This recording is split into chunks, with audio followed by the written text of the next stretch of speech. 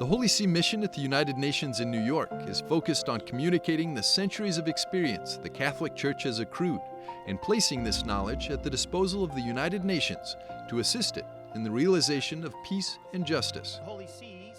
During the Pope Benedict XVI funeral coverage that we conducted in January, we spoke with Father Roger Landry, who formerly served as the Attaché at the Holy See's Permanent Observer Mission to the United Nations in New York from 2015 to 2022.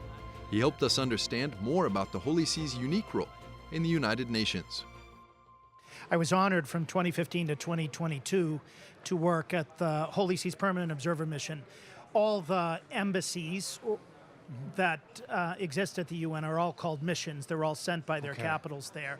And the Holy See, since 1964, has had a permanent observer mission. The UN, back in 2002, wanted the Holy See to become a full member. Wow. John Paul II decided to keep observer status so that the Holy See's neutrality, trying to help everybody, would be able to be more effectively maintained. But the Holy See's there as a state, not as a religion, and we bring to all our work 2,000 years of Catholic social doctrine and the lived experience of Catholics all throughout the world to the dialogues, to the problems, sometimes even to the crises that the world faces. And so we're there to try to live out the Church's mission of serving all people everywhere. And Father, in terms of, like you said, just with that 2,000 years of history, of continuity and of perspective, what makes that unique? So when the Holy See is there, we're really not there with national objectives. Most countries have political objectives that can change every time a government changes. The Holy See's there with premises that are millennial. And so when we bring those premises to the debates, they recognize that we're trying to get to the heart of justice rather than individual national advantage. And so that's always a help. The second is, some people joked at the United Nations that the Holy See was the third biggest country there after China and India, because we basically represent 1.3 billion Catholics throughout the world.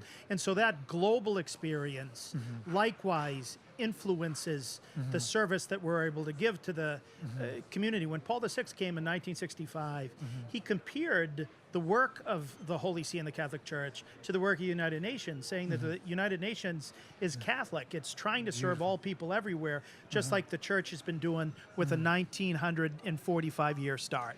And if I may ask, when the Holy See gets involved in something in diplomacy, what does that look like when you... So at the United Nations, the Holy See got involved in the actual discussions all the time, because though we were a permanent observer, there were only 3 limitations to our work, and one of those limitations was not that we couldn't negotiate. So we're very active. About 30 countries are regularly active in the negotiation, and so we bring what we like to call the light of Catholic social teaching to the darkness that's being confronted by the United Nations.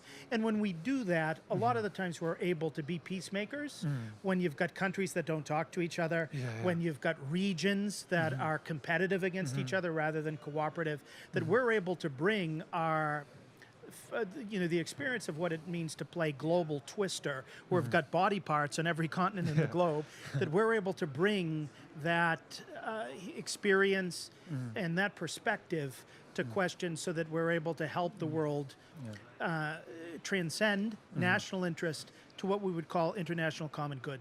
During your time there, what did you do? What was your work like? I was very busy there. I was brought in originally to help plan from our end Pope Francis's visit to the United Nations in 2015. So I was up over my head with that, Ben. And then I helped with a lot of the speeches that we did there. I ran our internship program, in which during my 7 years we had 139 interns from 39 different countries. I was called inside the office, the chef de cabinet, trying to make sure that everything else ran. I was the executive director of the Path to Peace Foundation, which makes possible a lot of the work of the Holy See mission to the United Nations.